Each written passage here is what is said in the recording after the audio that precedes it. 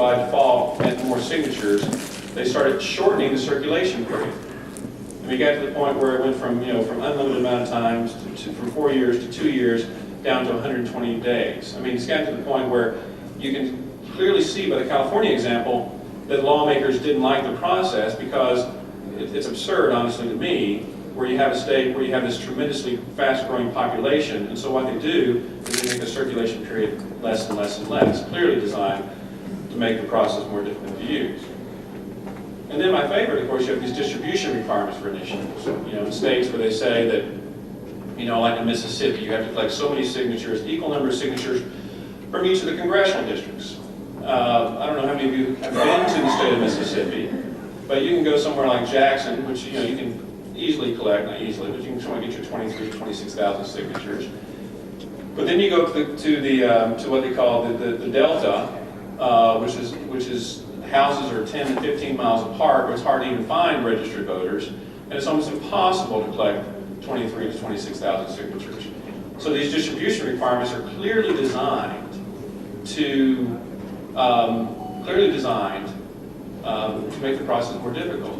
I mean, on election day, in states, they don't have a distribution requirement that says that so many people from each part of the state must vote yes on this initiative.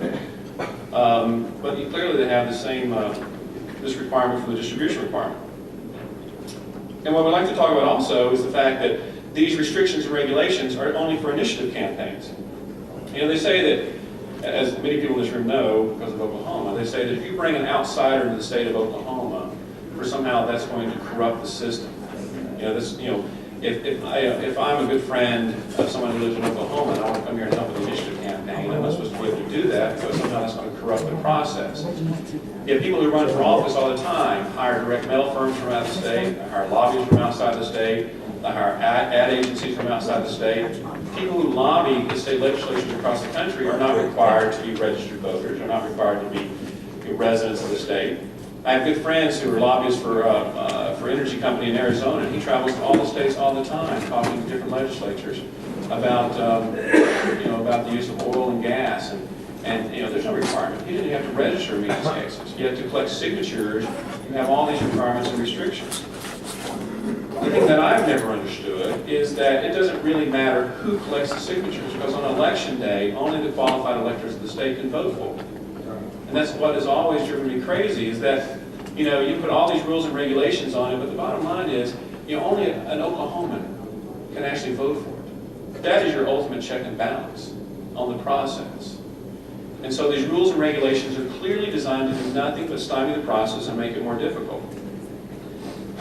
The other thing is, I want to talk about real quick, is just why do lawmakers typically like to oppose the process? One thing is, they like to talk about how, well, we need to make this process more difficult because, A, voters are too stupid to vote on initiatives.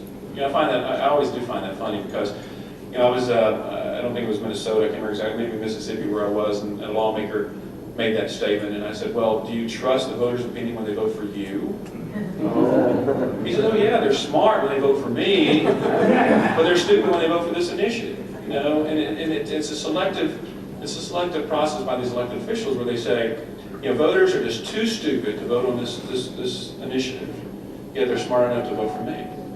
But the other thing that they don't talk about as well is that you have the initiative and referendum process where you have constitutional amendments put on the ballot by elected lawmakers. They never argue when they put an amendment on the ballot. They never argue that citizens are too stupid to vote on what they put on the ballot. They're only too stupid to vote on things that the average citizen puts on the ballot. So the disparity and this dishonesty is something that's very prevalent. And the last thing I want to say is that they want to oppose the process because they believe that special interests can come into Oklahoma or come into Mississippi or California, whatever, and just buy their way onto the ballot. Well, first of all, having done a lot of initiative campaigns, and many that have failed, unfortunately, no matter how much money you throw at an initiative campaign, there's no guarantee that you can make a ballot. Unless you're Edie Baggett over there, you can get anything on the ballot for you over there. But it's true. I mean, and just because you have money does not guarantee access to the ballot. And even if you do have the money, and even if you do make the ballot, it's been shown time and time again by academic research that you cannot buy a vote in initiative campaigns in this country. voters typically, when you're voting for candidates, you have A and B. You have to vote for somebody. Somebody has to be the elected official. But when you're voting on ballot measures, people can very easily maintain the status quo. And so when they're uncertain or they have doubt, and typically the more money spent, the greater doubt voters typically have, they maintain the cautious route and they vote no. That's been shown in academic research time and time again. But the bottom line of all this is that the initiative process is by no means a perfect lawmaking tool. Democracy is messy. I mean, it is. Elected officials make mistakes all the time. Ted Stevens, he's going to go to prison, so should we abolish the U.S. Senate? Some people in this room probably say yes, do that. But the reality is, just because fraud happens, and it does, just because people make mistakes, and they do, and just because some people use the process that you wish they didn't use it, that's democracy. And that's why we have such a wonderful country, is that we have this great, wonderful democratic tool available to everybody in the 24 states, at least, that have the process. But you have to have faith in your fellow man. You have to have faith in democracy. And just because, a process is used sometimes how you don't want it to be used, doesn't mean that you should try to curtail it and take away with it. I've got my yellow sign in the back, so I have 1 minute, so my timing is perfect because I'm actually finished, but I want to say thanks, Paul, for having me here today. And I'm really impressed by the turnout. I've done a lot of conferences through the years. This is a very good turnout. And